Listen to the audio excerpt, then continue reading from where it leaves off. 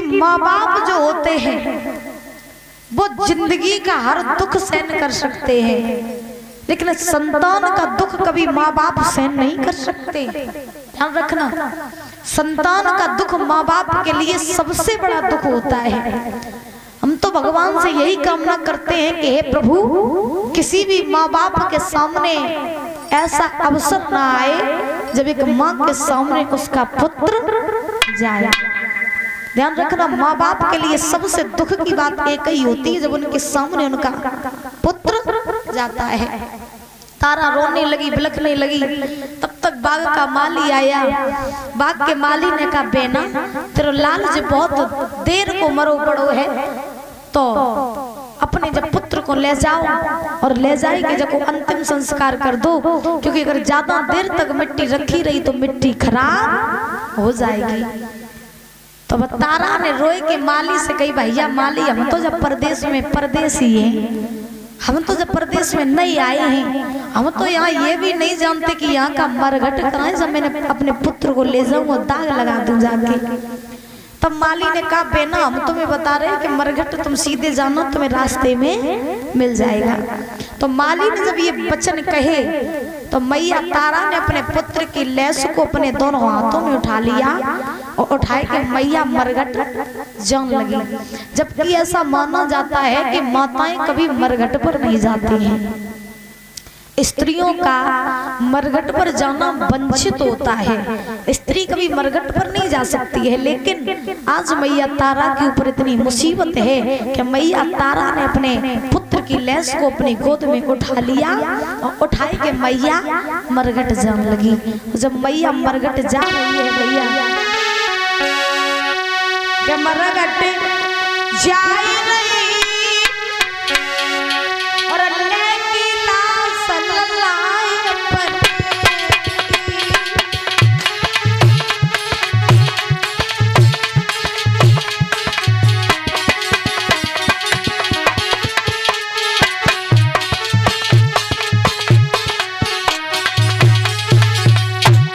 जा रही है मैया मरघट जा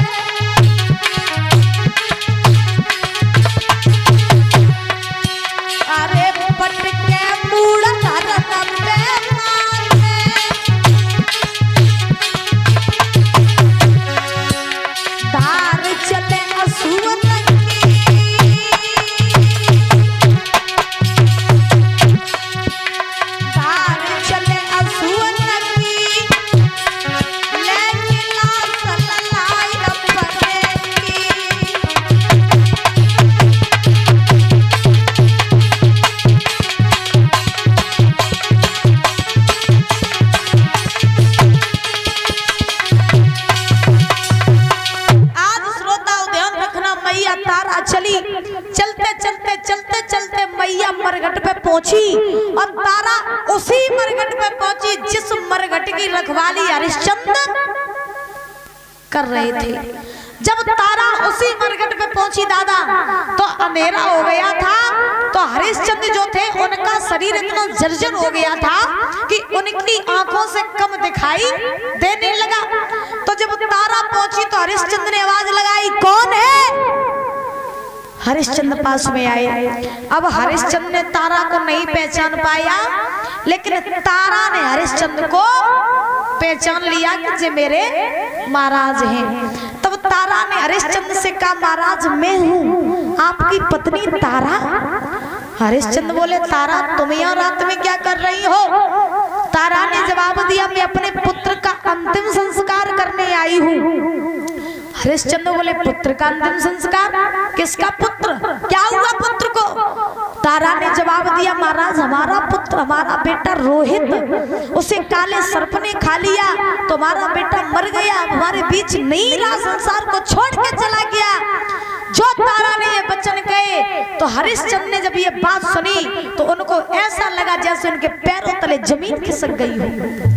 हरिश्चंद्र ने भाई महाराज बैठ गए, हरिश्चंद्र होश नहीं रहा हरिश्चंद्र को। कुछ देर बाद जब होश में आए तो तारा ने जवाब दिया, महाराज बहुत देर हो गई मेरे पुत्र को मरे, अब आप ऐसा करिए कि मेरे पुत्र का अंतिम संस्कार कर दीजिए। जब ये बात कही कि मेरे पुत्र का अंतिम संस्कार कर दो तो हरिश्चंद्र ने जवाब दिया, तारा मैं तुम्हारे पुत्र का अंतिम संस्कार तो कर दूंगा, लेकिन पहले मुझे कर और कफन चाहिए, पहले मुझे कर और कफन चाहिए, मैं तुम्हारे पुत्र का अंतिम संस्कार कर दूंगा। तारा ने जवाब दिया, महाराज फूटी कौड़ी नहीं है जिस पैसे से मैं अपने पुत्र को कफन उड़ा दूं और तुम हमसे कर और कफन मांग रहे हो। अरे ये बेटा अकेला मेरा ही नहीं बल्कि पुत्र तो तुम्हारा भी है। तब हरिश्चंद्र ने जवाब दिया, तारा बात की याद करो, बात की याद करो, जब तुमने मेरा जल का भरा हुआ घड़ा नहीं उठवाया था तब तारा तुमने हमसे कहा था कि हे महाराज मैं घड़ा ब्राह्मणी का भर रही हूँ, तुम घड़ा मेहतर का भर रहे हो, अगर उस समय तुम मेरा घड़ा छू लेती तो तुम्हारा धर्म नष्ट हो जाता। तारा उस दिन तुम धर्म में फंसी थी, आज धर्म में हम फंसे हैं, तो पहले मुझे कर और कफन दे दो, अपने पुत्र की लेस जलवा लो। तारा समझ गई कि अब काल की बात नहीं माने। तो मैया तारा अपने तन पे एक साड़ी पहने रहे मैया, सो मैया तारा ने वही साड़ी उतार ली और उतार के आधी दो टुकड़े करके महाराज आधी साड़ी बेटा रोहित के ऊपर कफन के रूप में डाल दी, आधी साड़ी जो थी वो कर के रूप में हरिश्चंद्र को दे दी। हरिश्चंद्र ने अपने पुत्र का अंतिम संस्कार किया।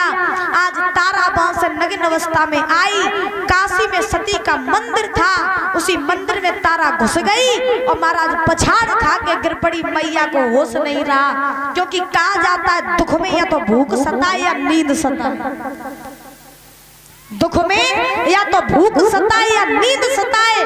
परीक्षण महाराज मैया पछाड़ खा के गिर पड़ी, होश नहीं रहा। विश्वामित्र को फिर भी तसल्ली नहीं हुई, काशी में से दो मृत बालकों को ले लिया, बीच में से काट दिया, तारा के पास लिटा दिया, उन बालकों का रक्त तारा के मुख में लगा दिया और पूरी काशी में ऐलान कर दिया, काशी के लोगों सती के मंदिर में एक डायन आई है जो बालकों को मार के खाती है।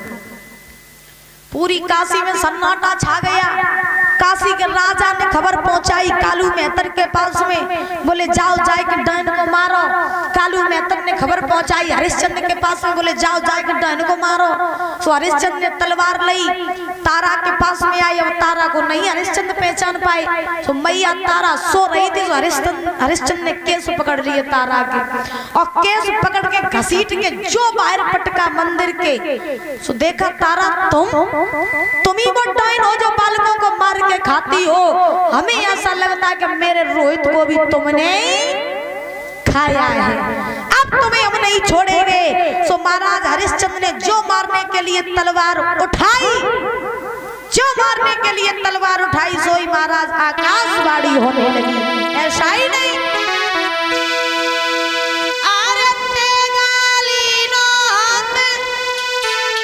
क्रोध के साथ गिरा उचारी और तो जान सदिए मार रे तू डायन है हत्यारी।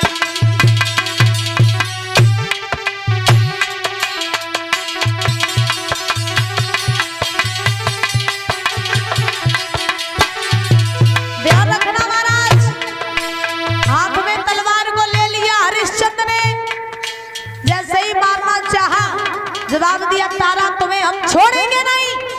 तारा बोली बेशक मार दो, बिल्कुल मारो, क्योंकि पति मेरे पास में है नहीं, पुत्र मेरे पास में है नहीं, तो जी करके करेंगे क्या, मार दो मुझे।